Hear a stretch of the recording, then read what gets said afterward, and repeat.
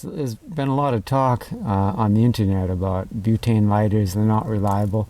Well, I got mine like frozen right in the ice, so I'll chip that out and see if I can light it.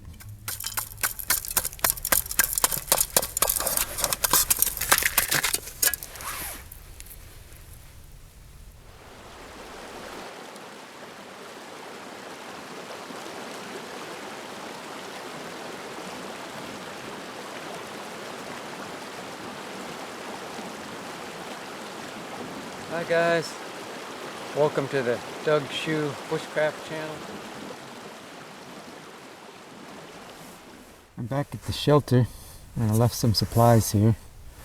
Been gone for about a month and we've had snowstorms, little ones, really big ones, high winds, and the shelter was unattended through all that, and there was really cold times, but then there'd be warm patches and things would melt, so several cycles of thawing and then freezing and then more and more snow.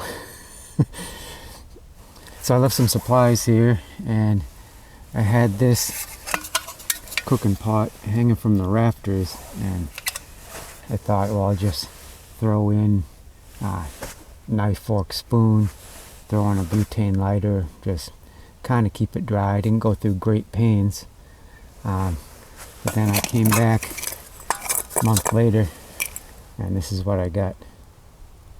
Now, I don't even know how that happened. I mean, how water got in there, because the lid was down, and it just has the tiniest little spout, so maybe there's a tiny crack there. What I'm thinking is that I didn't have enough bark shingles. I didn't have time to find enough bark, go scouting around and collect enough bark. So mostly what I did when I camped out through the nor'easter was that I packed snow down, and in the thawing and refreezing cycles, water would drip down. It's one thing if you're here attending it, I could have put down more bark or something else for shingles or more snow, whatever I wanted to do to maintain it, but somehow water got in there, and I see a tiny bit of rust around the bolt towards the knob, so I'm thinking that snow collected here or water dripped here, and then it just ever so slowly dripped down in and it made that amount. See, the lighters encased in ice. I mean, that's kind of crazy. So this wasn't meant to be a waterproof container, like a watertight container for storing things. It's just, I've had really good luck over the years just hanging something from the rafters, and it kind of keeps it out of the elements, you know. But in this case, it didn't work. So there's been a lot of talk on the internet about butane lighters. They're not reliable. Well, I got mine like frozen right in the ice, so I'll chip that out and see if I can light it.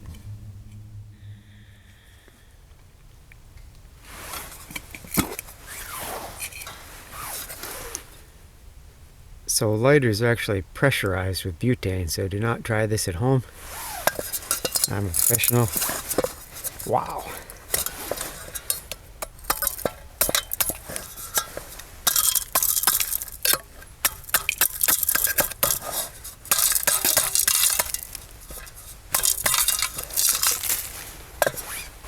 Could put it over a fire and melt that.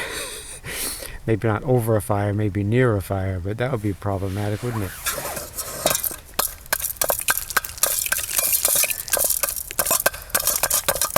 Seems like a dumb idea now, but I've done it for years and it worked. Just put things in your cook pot when you go away.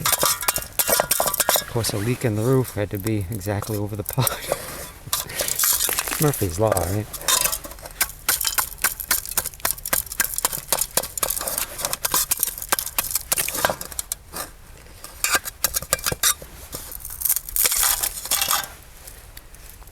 Yay! Got my knife, fork, and spoon.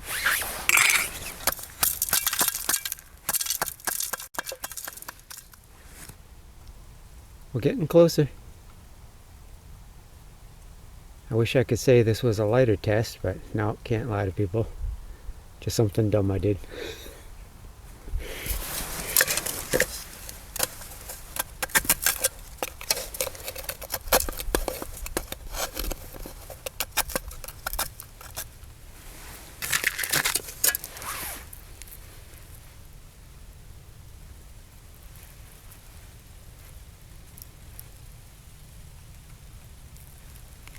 The mechanism's all frozen. Yay, he's being freed from his icy tomb.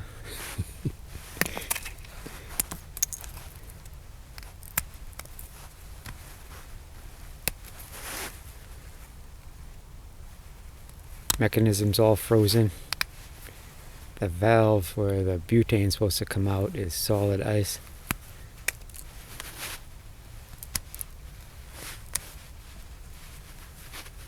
Metal parts are a little bit rusty. I think that's steel. Imagine that, it's rusty after being submerged for I don't know how many weeks. It's a month or less than a month, but weeks. There's a valve as far as adjusting the flame up or down. That doesn't want to move, the button doesn't want to move.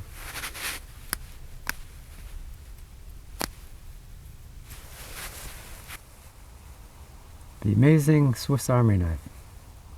And this one's the Tinker model, but of course many Swiss Army knives have the awl.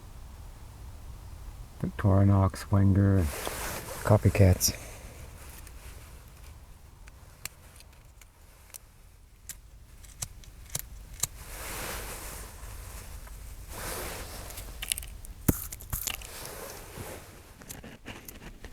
On the scripto, I didn't realize there's a chamber, like an empty space underneath the button.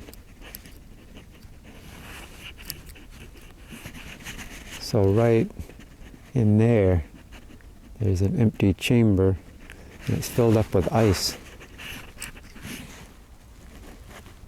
It's a big hole, I mean big for the size of the lighter, there's a big hole underneath the button.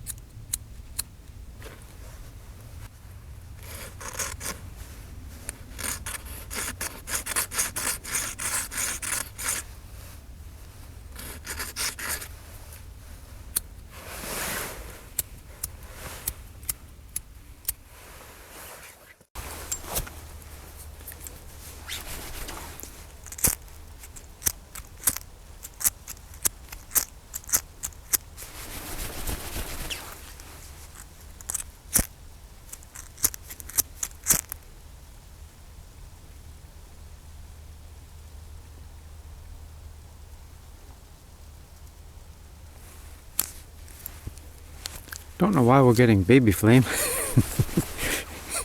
Maybe something's frozen.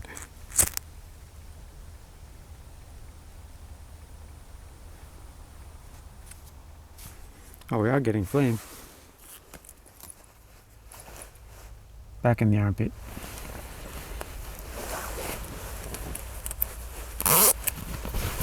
See if I can warm up the butane or whatever the issue is.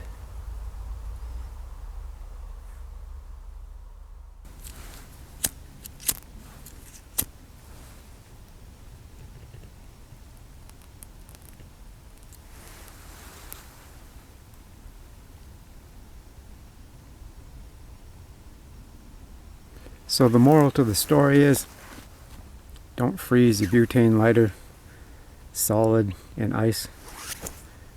But also, in my opinion, the disadvantages of the butane lighter have been highly exaggerated. It took me about half an hour to chisel it out of the ice, and another half an hour to get the flame working well enough to get it to light something.